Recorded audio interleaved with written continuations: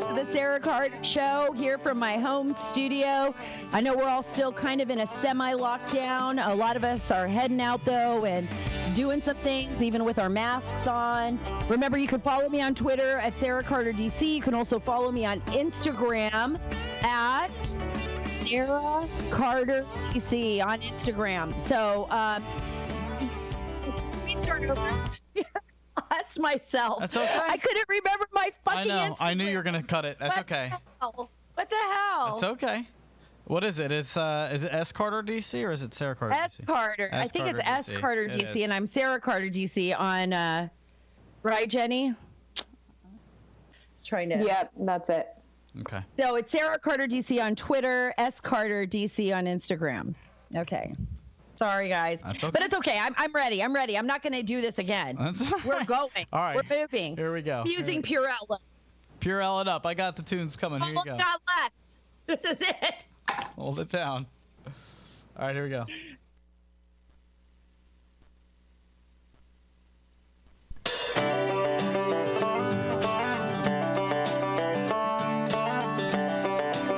Hello, America. Welcome to the Sara Carter Show. I am coming to you from my home studio, still in semi-lockdown here in Virginia, but I'm making my way out. We're slowly and surely making our way out. I'm still going to the grocery store. We're all wearing masks, right? We're all trying to figure this out ourselves, and that's why today I have a lot of special guests. I've got two very special guests. Actually, Kimberly Guilfoyle is on with me today. She's going to be talking about all the great things the Trump campaign is doing remotely and how they're managing to handle this, long distance. And she's going to talk about Latino voters, something that former Vice President Joe Biden apparently does not think he needs. He does not think he needs any Latino voters. And we're going to explain why that is not the path to victory. You got to be inclusive of everyone, and the Latino community in the United States is one of the fastest growing communities and actually a very conservative one. And that's why I'm really grateful to be having Kimberly on the show to talk about that. I also have Jenna Ellis. She is the senior legal advisor to the Trump reelection campaign, and I'm going to have her talking a little bit about coronavirus, vaccines. What does that mean? Will we be forced? Alan Dershowitz talked about that on Tucker Carlson's show. Jenna Ellis has a different opinion on that. She said we cannot be forced to be vaccinated, although there are, and she talks about the legal aspects of that, not whether or not that is right or wrong. It's just about the legal aspects. What does it mean when there is a vaccine developed? How are we going to handle that as a society, and what we are going to do? Also, anytime you guys want to read the latest stories, you go to saracarter.com. That's saracarter.com, or you can follow me on Twitter at Sara Carter DC and on Instagram. On Instagram, I am S Carter DC, not the full name, S Carter DC on Instagram. I like to post there often just things that have nothing to do with any of the stories I've been working on. Sometimes I do. Sometimes I post clips from this show there.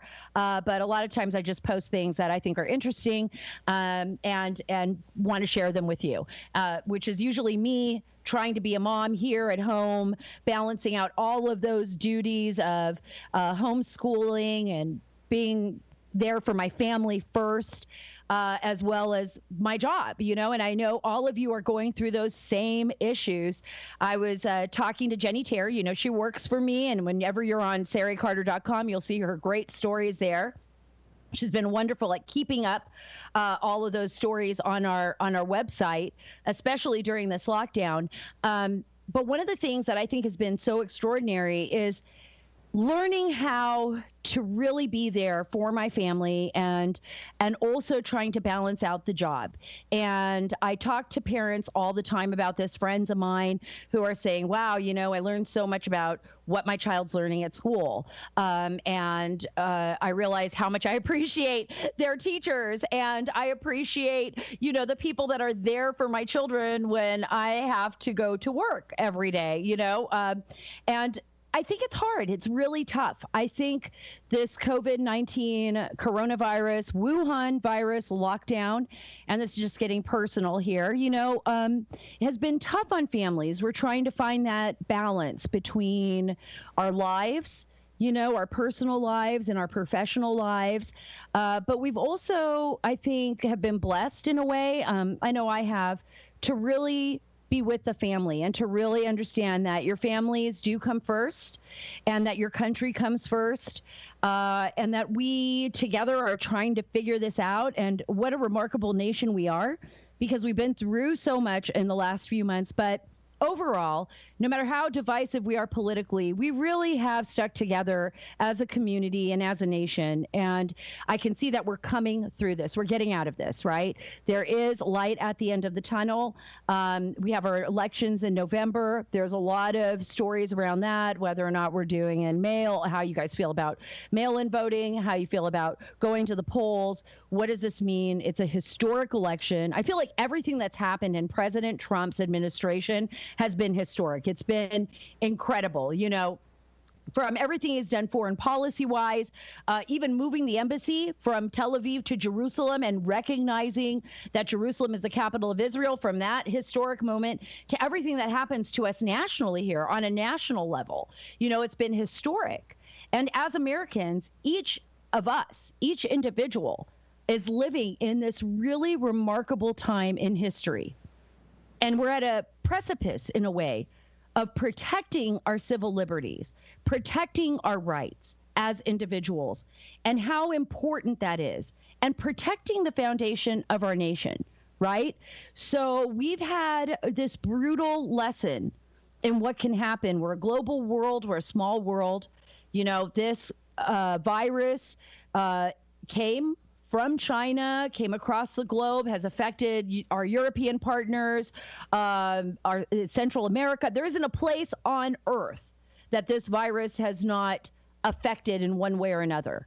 And one of the things that I think became so prominent for me, and thinking about this, is like how important our civil liberties are, how important that is to defend. And it wasn't the first time.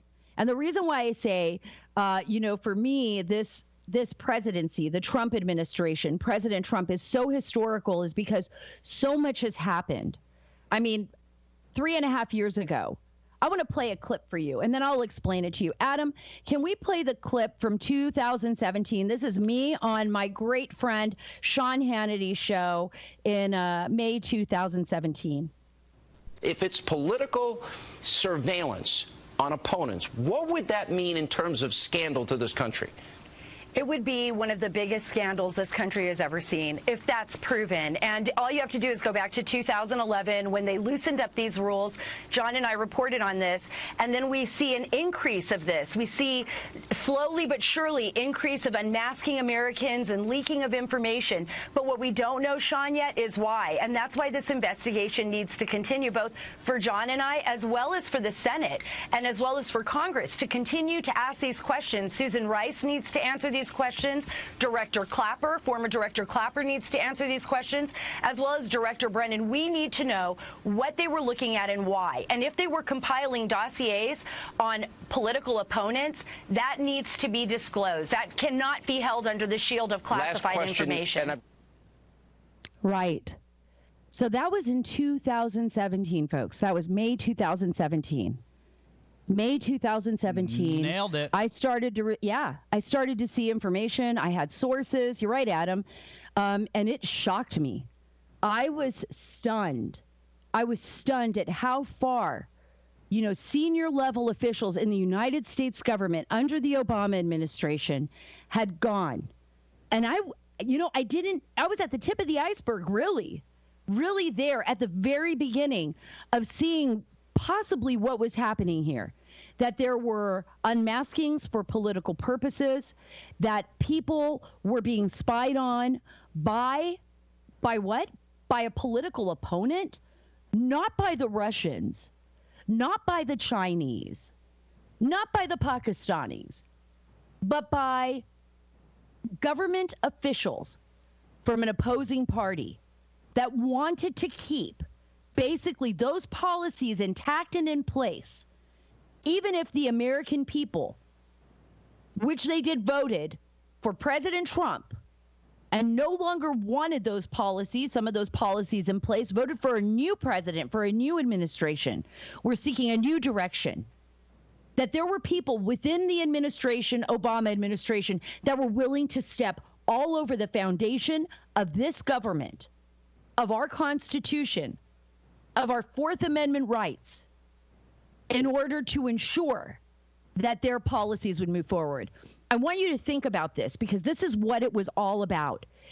Those folks, John Brennan, the former CIA director, James Clapper, the former head director of national intelligence, James Comey, former FBI director who was fired by President Trump, Andy McCabe, his deputy director. I could go on and on and on. All of these people played a crucial role in doing something that has never happened before in the history of this country. They basically weaponized all of the systems that we trust in order, what I believe, and I will say it again, I said it in 2017, to build dossiers basically on political opponents. We now know for a fact that they did this to Michael Flynn. We saw the documents. The acting director of national intelligence, well, now, I mean, it's John Ratcliffe. That was the big news today. He is now going to take the place of where Rick Grinnell was. But I got to tell you, there is nobody that has done the most remarkable job that anyone could have done in the intelligence community like Rick Grinnell has done. He is phenomenal. He was able to declassify documents that nobody in the government, especially all these, I call them deep state embedders, these bureaucrats that really do not care. They don't want you to know the truth. They don't want you to know how they've been running the government. They want you to continue to use your taxpayer dollars to pay them so that they can work against you. Okay? Because this wasn't just about President Trump and the Trump administration. This was about a duly elected president. And how do you get the duly elected president? Well, the American people vote for him. So everything that happened was against you, the American people. And you have acting director of national intelligence, Rick Grinnell, who went in there and said, no, this is not going to happen anymore. I'm not going to allow this to happen. And boy, did he get pushback. Did he get pushback in the intelligence community? And he declassified documents that we have been waiting for years. And one of them was the unmasking documents, which exposed that Michael Flynn, basically people in the Obama administration, 16 senior officials, that included Brennan, it included others, Samantha Power, former United Nations ambassador, Susan Rice, national security advisor, others, James Clapper, had been unmasking Michael Flynn. So we had 16 senior Obama officials unmasking, making requests to unmask Michael Flynn. Samantha Power did it 7 times. It was 48 times altogether. But those are only what we know. And remember what I said in the clip just moments ago with Sean Hannity, right? This wasn't just Michael Flynn. This isn't about just Michael Flynn. They had expanded the unmasking procedures like had never been done before in any administration. Under Obama, he did this. Not only did he allow more people to unmask within the government, within the intelligence agencies, right, and law enforcement agencies, he also expanded who you could spy on. I want you to think about this. Obama expanded it to the point where journalists, members of the clergy, journalists, lawyers, doctors could be spied on by the U.S. government. Think about how dangerous that is. So now that we know Michael Flynn, there were, 48 requests to unmask his name. Now Senator Lindsey Graham is saying, whoa, wait a minute. But there were a lot more unmaskings than Michael Flynn. It wasn't just about Michael Flynn. Just like I said in May 2017, a lot more than Michael Flynn. Now Lindsey Graham is saying, I want to know who else in the Trump administration was unmasked. And I want you to think about this, folks. It's far beyond even the Trump administration. Mark my words. Mark my words. This went far beyond the Trump administration. I bet you people in the Obama administration abused this power to spy on people that were maybe opposed to the Iran deal, opposed to policies within Barack Obama's government, that they abused this system over and over again. And what about this? What about just spying on, judges or people that were of interest to them? Because abuse of power goes quite far, especially when the person that's doing the abusing thinks they can get away with it. And why did they think they could get away with it? You know why they thought that? Because it's classified, because it's considered top secret. They never suspected. First of all, they never suspected, and we've said this over and over again, that Trump was going to win this election. They believed wholeheartedly up until that last day, even when the New York Times had Hillary on November 9th, actually had Hillary winning by 95%, right? Remember that? On the day of the election in 2016. They all thought Hillary Clinton was going to win. That's why they were all at the Javits Center. They were at her private party near the Javits Center. They, everyone, even people from Robert Mueller's special counsel, like Andrew Weissman. I'm going to be talking about him a little bit too. By the way, Andrew Weissman's going to have a fireside chat to raise money for Joe Biden. Isn't that sweet? Here's the guy that was part of the special counsel throwing a fundraiser for Vice President Joe Biden. Go figure. It was always like this. These people were always against President Trump and against you, the American people. But what they thought was, okay, classified, right? So all of this information's classified. Nobody's ever going to see the Foreign Intelligence Surveillance Act application on Carter Page. Wrong. We saw it. It was filled with lies and omissions. But they never thought that would come out. Why? Because this is the most highly classified information that they could have on a U.S. citizen. But once we started peeling back the layer of that onion or unraveling the threads, those threads just started to unravel. And I know Sean Hannity brought up on Monday's show, I was on a show with him Monday, and he said, I know Sarah will remember this, but we were told that we were also, unmasked or spied on. We were. I mean, there were numerous warnings early on, especially early on in my investigation into what was happening, when I felt like I was on an island floating by myself, and there were people out there saying, you know what, Sarah, if you're not right about this, your career's over. You're done. And I said, you know what, I don't care. My only job is to get the truth out to the American people. That's all that's important here. And they were right. I mean, if for some reason our government officials decided not to declassify these documents, didn't tell you the truth, then I think I would have felt, and John Solomon and others who have written on this, Chuck Ross, Molly Hemingway, Byron York, who's done some really great, Lee Smith. But we would have been out there just, on our own, trying to tell the story from sources. But those actual documents are facts. They're facts. But those same documents were the documents that the Obama officials never thought would be public. So we can't stop here. We have to ensure that all of our agencies, folks, the FBI, by the way, Christopher Wray, FBI director, he needs to go. He needs to go. That man is an impediment because all he is doing is protecting the bureaucracy. He is not there to protect the American people. He's there to protect the bureaucracy. That's why he doesn't want people to talk to Congress. He doesn't want to, abide by subpoenas that, the Senate or Congress wants with some of the folks inside the FBI. We need the truth. We need to disinfect. We need to clean out these agencies. We need to give these agencies back to the American people. Because why? Because we pay their salaries, folks. We pay their salaries. They work for us. They are not over us. Remember, we're in charge here. This is the United States of America. Once we give this up, you want to hand this over, we're no better than China. What those folks did, it wasn't even just Banana Republic. It's like they just decided that they were going to abuse power. They think they're better than you. They think they're smarter than you. They think they're more important than you.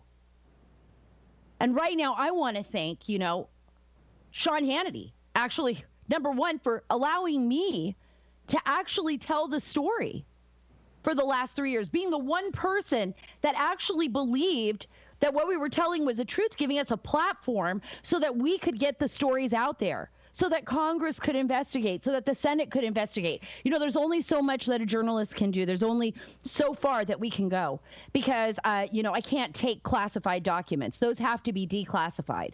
That is illegal. So if somebody would have leaked me some of those classified documents, I may not go to jail, but they would. And I wouldn't want that to happen to good people. And I'm grateful that it happened the right way.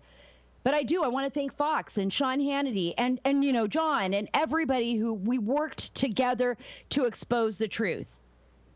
But we still haven't received all the truth yet.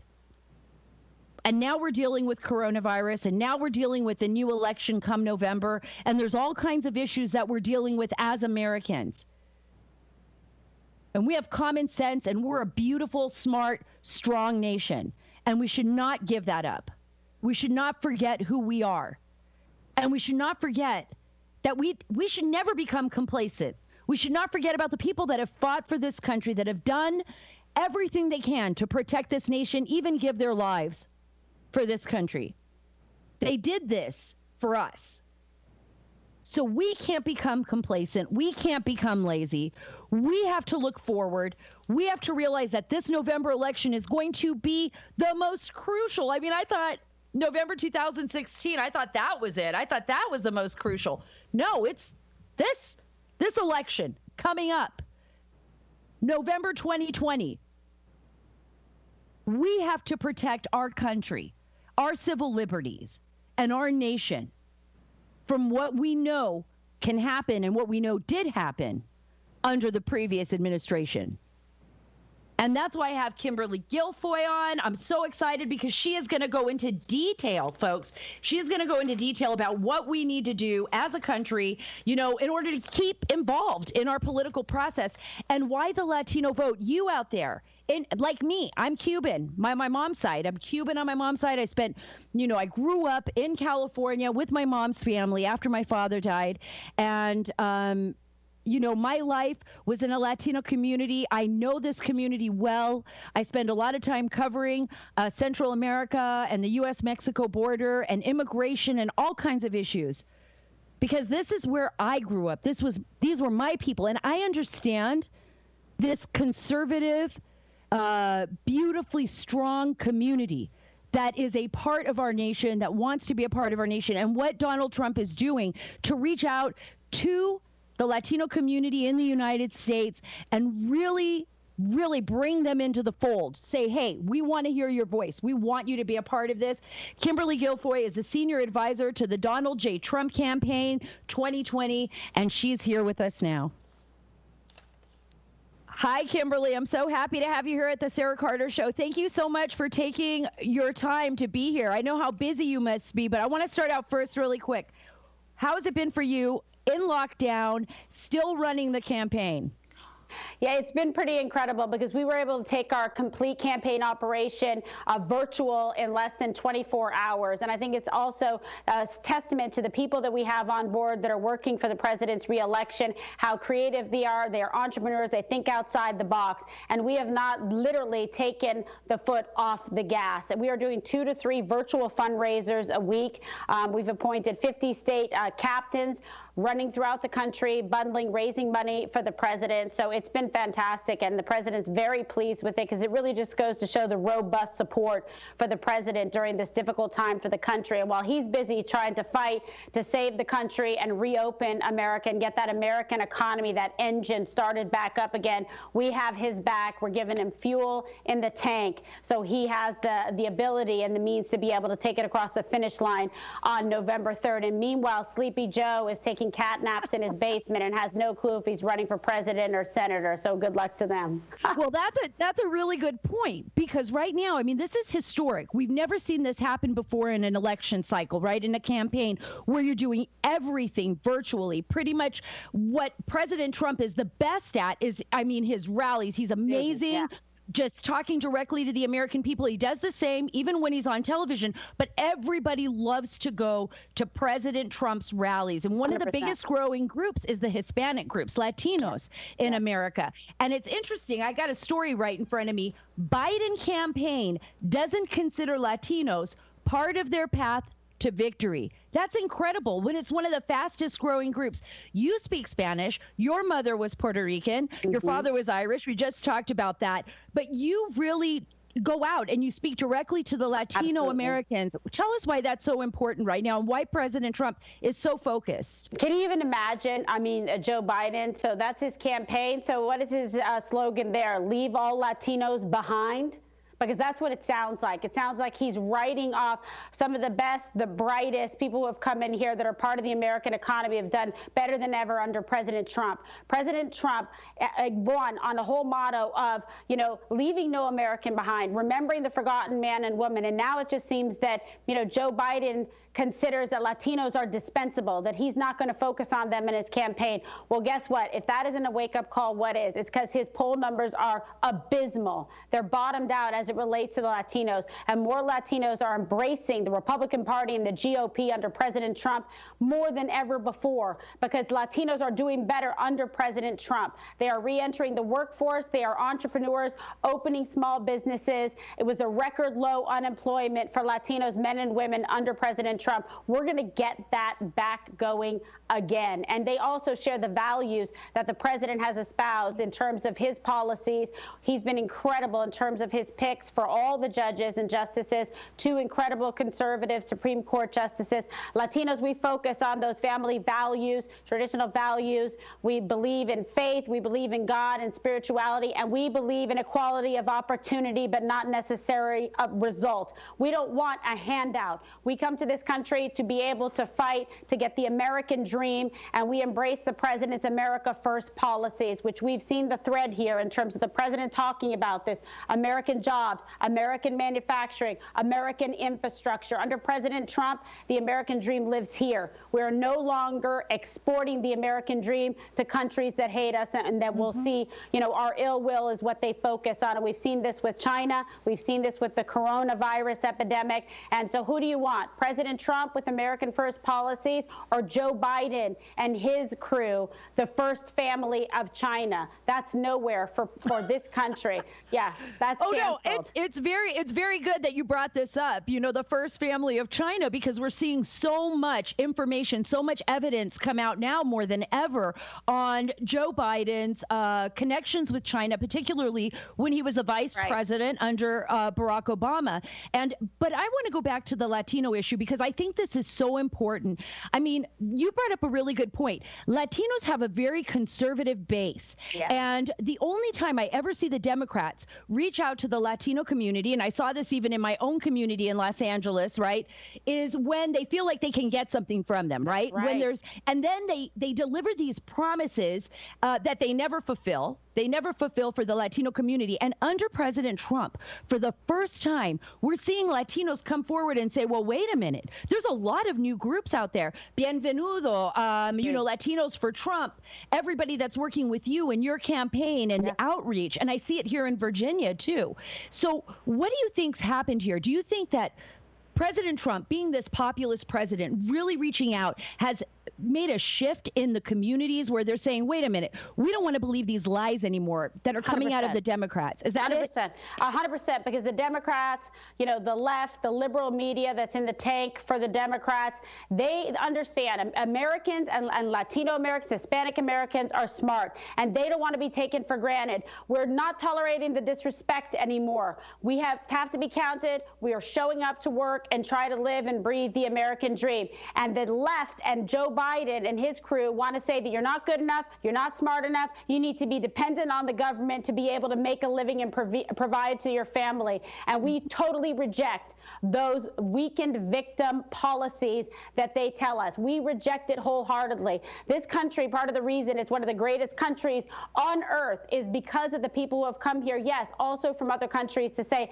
we want to come here lawfully, peacefully, and be able to live the American dream for our family. You know, Joe Biden doesn't get it. He's totally out of touch. And guess what? America is out of time for those failed policies of the left that weaken and break the spirit and dreams of American people. Wow, amen to that. Now, talk about broken policies and a broken campaign when you think of Joe Biden. I want to bring this up. This is breaking news today. Andrew Weissman, who was the lead prosecutor in the now debunked, basically special counsel prosecution trying to prove Russia collusion, and nothing there. Now we're seeing how many criminals were actually involved in this from the Obama administration, is basically going to do a virtual fundraiser, a fireside chat fundraiser for Joe Biden. This is really bizarre, Kimberly, because when you think about this, they're supposed to be, objective. These prosecutors were supposed to stand outside of the political sphere, just look at the facts, deliver the facts to the American people. We see now that never happened. And now we have this lead prosecutor, who, by the way, was at the Javits Center crying, I'm sure, when Hillary Clinton lost, now throwing a fundraiser, a virtual fundraiser, a fireside chat with marshmallows for Joe Biden. What do you have to say about that? I got to tell you something. I'm not even that surprised anymore. The shock and the disgust that I've seen day after day, week after week, month after month from these people trying to rip a duly elected president out of the White House, out of the Oval Office. They have no morals. They have no ethics. This just also further goes to prove that this was a partisan witch hunt based on ideology and wanting to get a mulligan for the election, to try to take the president out, to spy on the family, to spy on the campaign, unmasking individuals, and to try to put behind bars an American war hero in General Flynn. These people will stop at nothing. They don't even care. They think the American people are stupid, that they can sit there and do a virtual fundraiser with somebody who was supposed to be an objective prosecutor. I take offense to that, serving faithfully as a prosecutor, upholding in a way that was so important the rule of law. And what we're seeing now is he'll take money from anybody, and they had it in. The fix was in to get a predicted outcome to try to take the president out of office. But Americans are going to reject it. We're too smart, and we're tired of it, and enough is enough. Wow, Kimberly, thank you so much for being here. Where can Americans go if they want to be a part of the campaign, if they want to get involved? Where can Latinos go to be a part of this? And what can we do to ensure that November is successful and that we all get the results that we want? Yes, you can join our populist army, join Team Trump. We have Team Trump online events every single night, fantastic programming. You can reject the mainstream media. There's other avenues out there, just like your podcast. And we're doing these every single night, these virtual events, to reach across the fabric of this country to every single American that wants to fight back, that isn't going to be silenced, that's tired of the investigations, that wants a president that respects them, that earns their vote with every move. That's why we're telling people to choose President Trump. Go to DonaldJTrump.com and find out how you can volunteer. We have neighborhood Team Trump leaders. We've registered and, in fact, trained over 1 million volunteers that are coming together because President Trump has built a populist army across this country of liberty and freedom-loving Americans that are going to take this country back and bring it to its greatness again. And it's going to happen under President Trump on November 3rd. Well, there you go, folks. You know where to go now if you want to be a part of this historic time in our history. You can go there. You can be a part of this greatness and be a part of change. Thank you so much, Kimberly, for being with me today, and hope you have a wonderful day. Thank you for having me on, Sarah. Wasn't that great? That was a great interview with Kimberly Guilfoyle. I mean, I look forward to seeing every time, every night, these shows that are coming from the Trump campaign, because they tell me so much about what they're doing and how they're working, and, actually how important the Latino community is right now in this upcoming election. You and I both know that, but right now I'm going to segue right over to Jenna Ellis because she can explain the legal aspects of what's going on, both in the Flynn case and with coronavirus. And you know what? I want to get her thoughts on John Ratcliffe. Hi, Jenna. I'm so glad you can come back on the Sara Carter Show. I love having you on because this is like, I think, I keep asking you to come back on because I'm reading your columns, and every time we talk, there's always something new happening. And today is really important because actually today, John Ratcliffe just got nominated to Director of National Intelligence. I mean, this is awesome. But that means that acting director Rick Grinnell will no longer be there. And I mean, he has been absolutely incredible at moving things forward at the DNI. He has been incredible at declassifications, cleaning house. What do you think? I saw your tweet. I retweeted it. You think that Grinnell, like I do, should be moved to another agency, right? Or another department? Oh, yeah, absolutely. And I think that Rick Grinnell has been the second greatest decision that Donald Trump has made in his presidency. The first decision that was so great was to fire James Comey early on in the administration. Can you imagine what a different posture we would be in had Donald Trump not acted, even in the midst of all of the flack that he got? That was, of course, one of his executive decisions that the president has the power to do. And so now with Rick Grinnell declassifying all of this, just simply putting forward the truth in transparency, there's no reason why anything that he has declassified should have remained hidden from the view of the American people. And I think that John Ratcliffe, I got to know him really well through the whole impeachment drama, which seems like such a long time ago, right? Even though that just ended in February. Ratcliffe was one of the champions for truth and for the Constitution in that whole era. And I think he's going to continue the wonderful work that Rick Grinnell has started. And Donald Trump now has a great opportunity to then use Rick Grinnell and put him into another acting position. Some people are calling for him to replace Christopher Wray at the FBI. That's a great decision over, like you've said, at the DOD or state. I mean, I think that some of these people who are genuinely wanting to make sure that the American people have faith restored in our system, they don't care about the swamp. They don't care about, politics as usual. They just want the truth to come out about this setup of Michael Flynn and also extreme undermining by the Obama administration and deep state actors to undermine our American constitutional system of peaceful transition of power. That's the bottom line of what happened here. And for the Obama administration to not allow the Trump administration to come in with all information is absolutely unacceptable. Well, I think what we've seen, Jenna, and you and I have talked about this before, is how people have been embedded in the system, right? So it didn't matter really that the American people voted in the past for their president, whether it's Republican or Democrat. You had so many people embedded in the bureaucracy that they were the power, right? So even if the president wanted to move forward with a particular issue or particular policy, if the people in the bureaucracy didn't agree with it, they could just slow roll. They could make life impossible for the president or for the administration. And with President Trump, we've really seen that go into overdrive. And I think Rick Grinnell, I'm going to give him the nickname, the cleaner, right? I want him to be the cleaner. I want to move him over to state. I think FBI, that's awesome. I never even heard of that, but that would be great. But move him over to State Department or DOD. I personally, if I was President Trump, I know he's probably going to want to move him to state. That's what I've been hearing. That's the rumor, right? If Mike Pompeo, moves out of Secretary of State position, he could move Rick Grinnell in there, and that would be fantastic because there's a lot of deep swamp dwellers in the State Department. But what about the Defense Department? Because we know the Defense Department has long had problems and is probably one of the biggest issues for this administration right now. So I'm all about moving Rick Grinnell wherever he needs to go. But you brought up Mike Flynn, and Lieutenant General Michael Flynn has been through so much. And I know you've been talking about this and you've been focused on Flynn. I want to ask you a quick question. Tell our listeners out there, for the regular layman like me, what did it mean when Sidney Powell, put in for the U.S. Appeals Court the writ of mandamus, for General Flynn to have Judge Sullivan removed and to have the case thrown out altogether? What does that actually mean? Yeah, so in basic lay terms, what's going on here is that the prosecution and the defense in any criminal case are in conflict, right? That's our adversarial system.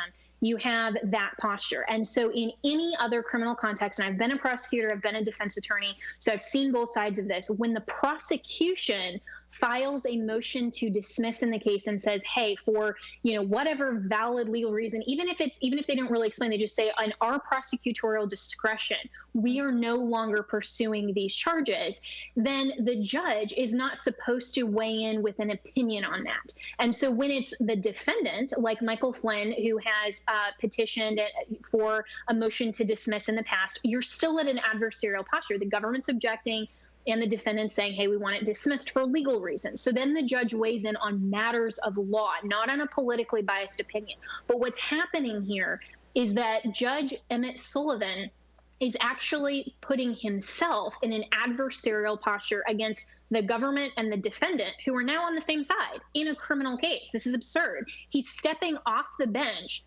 Basically, he's taking his robe off and he's saying, I'm now the prosecutor. I want to compel you, government, to continue this prosecution. It's constitutionally absurd. And so what he's done here has it has not been supported by the courts, right? I mean, it has not been supported by the courts. There is precedence here that he should not be doing this, right? Absolutely. And especially now that he's allowing these amicus filings, which just basically means friend of the court. He's allowing these statements to come in and argue this motion that has no legal merit. I mean, what does he think he's going to do? Force the government and command them, you have to continue to prosecute Michael Flynn when you know that that's against the interests of justice? No, that's never going to stand up.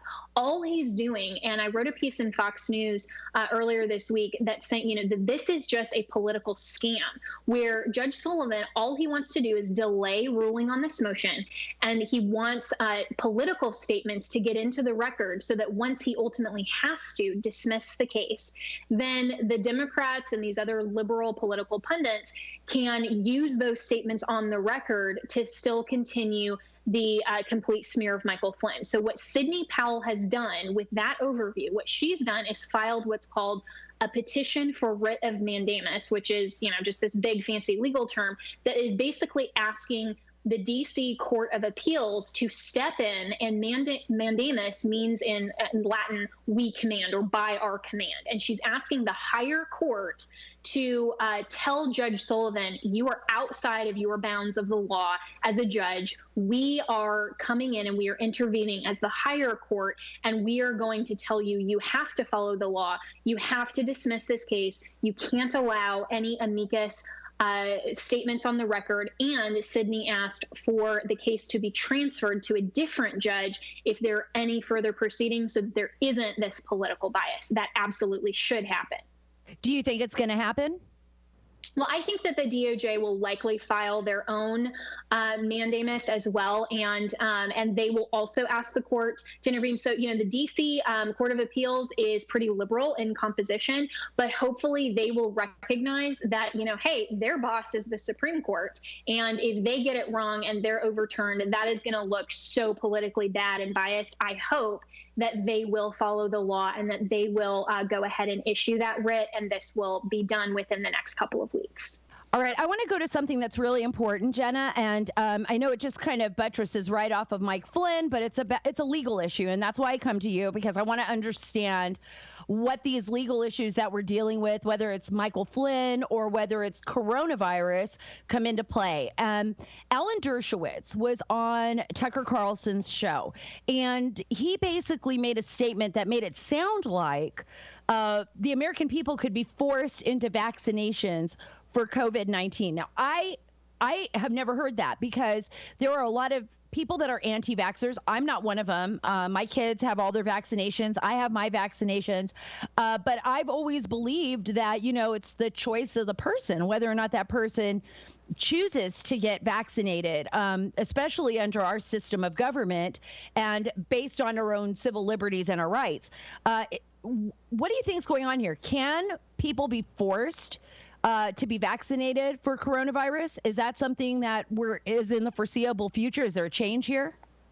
Not at all. And, when we talk about the emergency nature of pandemics, that does put the state in a different posture in terms of what they're able to do with the overall safety and health of their communities. But what Alan Dershowitz failed to talk about was the entire case. So this goes back to 1905 with the smallpox pandemic. And there was a vaccine that was available, and a local ordinance required their communities to get that vaccine. And the penalty that they imposed was a $5 fine, right? Which in, of course, 1905 terms was more significant than it would be today. Right. And so a clergy member said that because of health reasons and other things, he objected. And so the city enforced the fine. That went up to the Massachusetts Supreme Court that said, listen, the penalty for this just being a fine, they specifically said there's nothing that says that the state can force or can compel a person to get a vaccine. The only measure that's on the line here is this monetary fine. So they allowed that. The Supreme Court upheld the fine. So what Alan Dershowitz got wrong is that even though mandatory vaccinations in the midst of a pandemic can, in some instances, be mandatory, it depends on the ordinance. It depends on the nature of the vaccine, the medical science behind it. We can talk about body integrity laws. We can talk about moral objections. All of those things are still arguments. And there's still ways that you can combat this. But the bottom line here is that he is purely fear-mongering. When he says the government can round you up and can plunge a needle into your arm, that's absolutely false. That is not what the Supreme Court has ever held. All that they have allowed for is a fine if you disobey the law. I mean, similarly to any other sort of mandatory law, that if you choose to disregard or you choose to violate, then the government can impose penalties. But that doesn't mean that it can force you to undergo a vaccination when you have a conscientious or other objection. And there should, if we ever get to that point, there will be certain carve-outs and other ways that we could certainly push back on that. And I also want to be clear, Sarah, that President Trump has never, ever suggested that he would even recommend to the states, or of course from a national level, that he would ever try to make a vaccine mandated. This would come, if it ever did, from overreaching state or local governors. And so we just need to be prepared. And the best way that we can make sure that that never happens is to vote on the state and local level to get conservatives in office that understand, hey, this isn't really the best way to combat the COVID-19 virus now that we understand more about the nature of the virus. This isn't the best way. If there's a vaccine available, great, it's available, but it's your choice. And he's always left it up to the states. President Trump has always left it up to the local governments, the states, in order to issue whatever they need to do to protect their states, to do what's best for their states. Now we're seeing a lot of divide between the states, whether some states decide to open up a little bit more in a broader scope than other states. What do you think's happening here? How do you think the economy is going to handle this kind of like divisive, slow rolling opening in some states, whereas some states are moving a lot quicker? Do you think that's going to affect the overall federal government actions that the president can take, or do you think it's the smart way of doing things?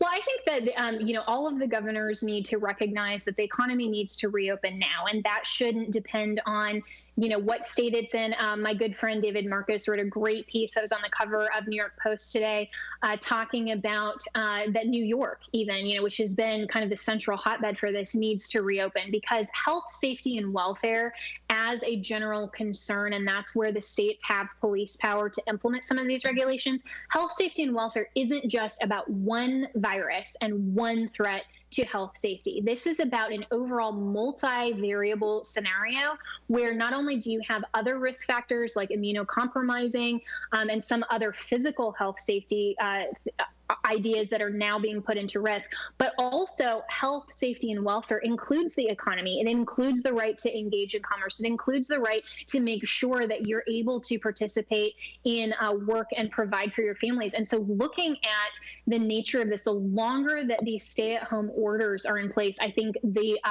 worse the argument is that the governors and the state and local leaders have any constitutional legitimacy in continuing these orders the longer that they go. So so from a wide perspective, it shouldn't even be on a rolling scale. It should be something that governors are saying to states, hey, here are the federal recommendations. We trust you, the American people, to weigh the risk factors to comply with social distancing. But if you can do it with your small business, you can reopen, period. It's not up to us. They don't have the power to determine what is or isn't an essential business. They never have. Absolutely. And before I let you go, I want you to comment really quickly. Adam, if you could, I'd like to play a clip of the Boston business owner that discusses his business in lieu of coronavirus and his own feelings as a business owner about what's happened. I have to give up my business that I worked 25 years, sacrificed my life for, okay? For coronavirus, I'll take coronavirus over losing my business, okay? And I guarantee you, 99% of the people who are here will do the same thing. On Twitter, that's all I saw were people that were coming out and supporting him. Of course, there were those that were saying like he's not thinking about others, and we hear the other arguments. But there's a lot of people with businesses out there that have lost and fear they're going to lose everything they've worked for in their lives. And they're not getting the loans because they either didn't apply in time or the banks haven't gotten the loans to them yet. So they're really, really scared. What would your message be? I mean, think about the civil liberties here, Jenna, because we've talked about this a lot, just individual liberties. You talked about common sense. I always say that. I have always said that the most important thing is to trust the American people, that the American people have common sense to do the right thing and to help one another. Not everybody's going to act the same way. That's true. But overall, we pretty much are a society that abides by rules and understands that we're going to do our best to mitigate the spread of this virus. I see it every time I go to Safeway or whenever I go downtown. People are wearing masks. People are taking precautions. For the most part, everybody's trying to do their part.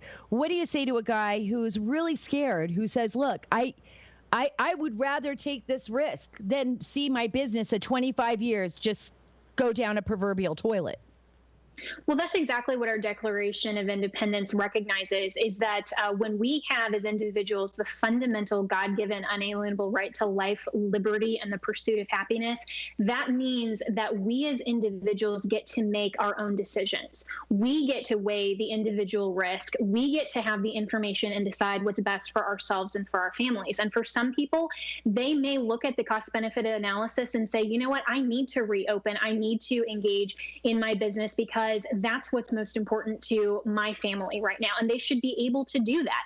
And for the people who may be in a high risk situation that still want to stay at home and still want to, order their groceries online, they don't want to go out to restaurants, they can do that too, because that's best for themselves in their situations. And so we need to recognize the purpose of government is to protect and preserve individual rights. And while there is a common good principle, that type of common good principle has to still allow the flexibility for individual people to say, here's the risk factors, here's how we're weighing this. And for myself and my family, I'm going to do this and reopen while I'm maintaining compliance with the overall general imposition of regulations like social distancing and things that are reasonable, that you can comply with. And so reasonable here is the operative term.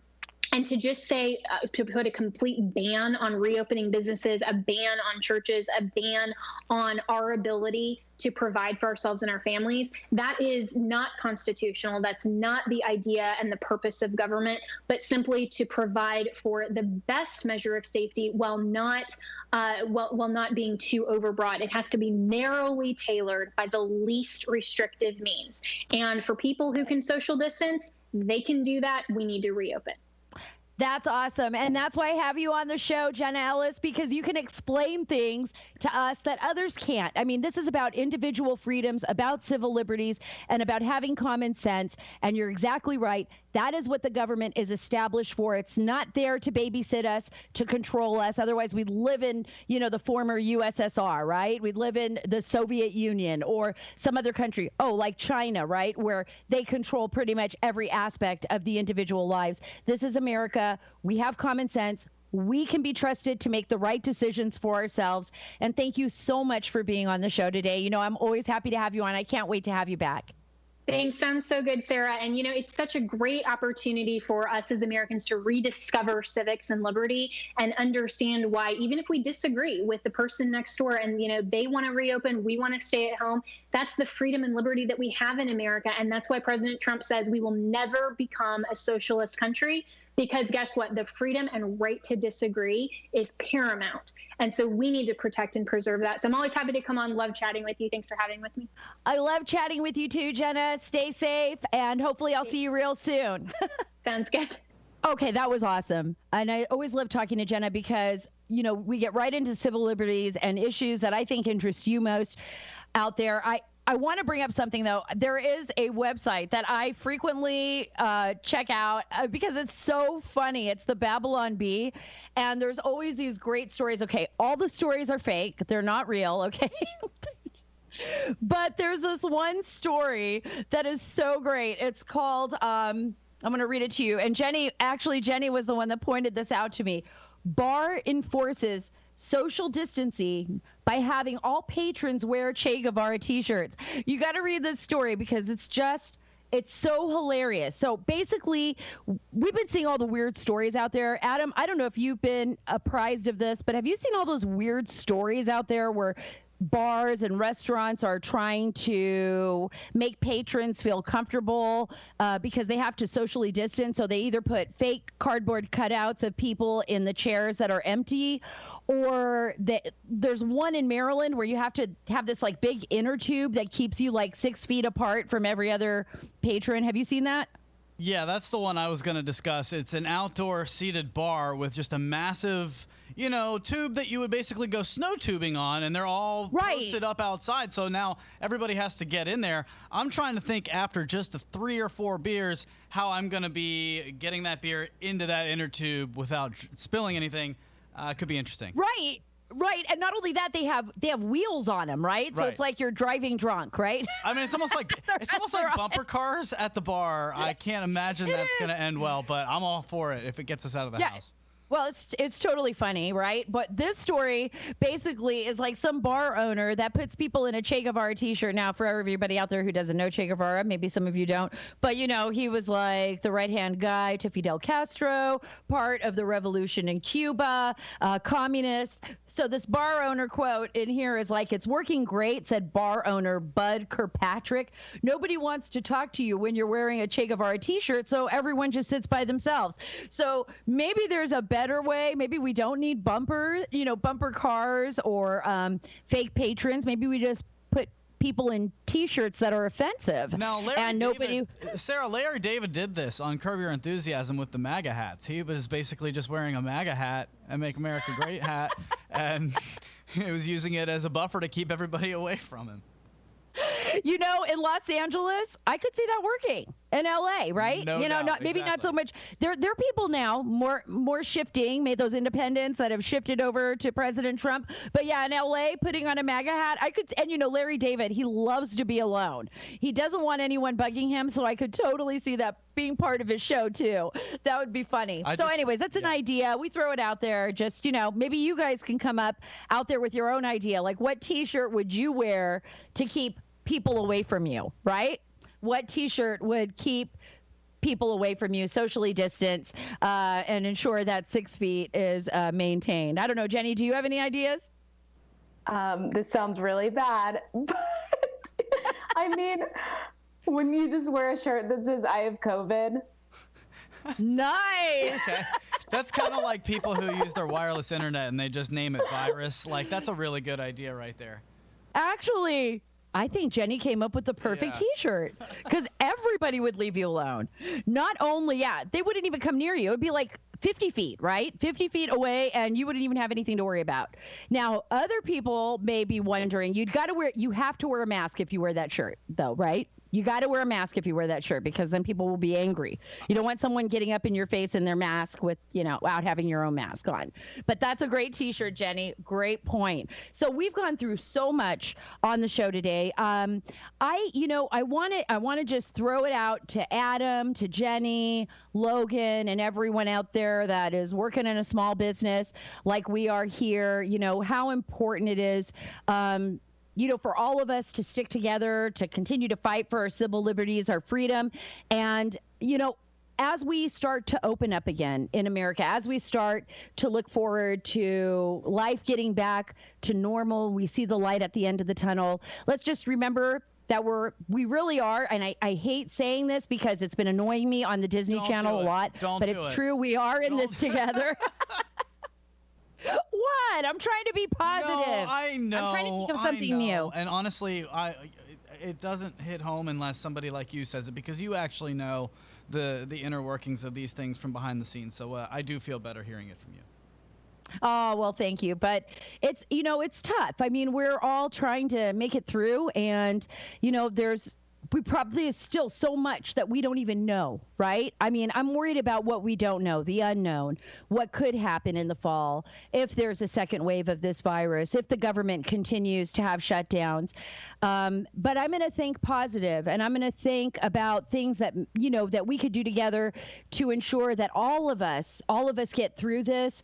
Support your local businesses, support the people out there that are working, try to keep people working for you. Remember, this is about all of us. And thank you so much for being a part of the Sara Carter Show. And don't forget, even if you're at home, you can be involved. You can get out there and, join the whatever campaign you want to join. We've got a lot of things happening here that keep us busy. So anyway, thank you so much. God bless. Follow me on Twitter at Sara Carter DC, and I'll be seeing you next week.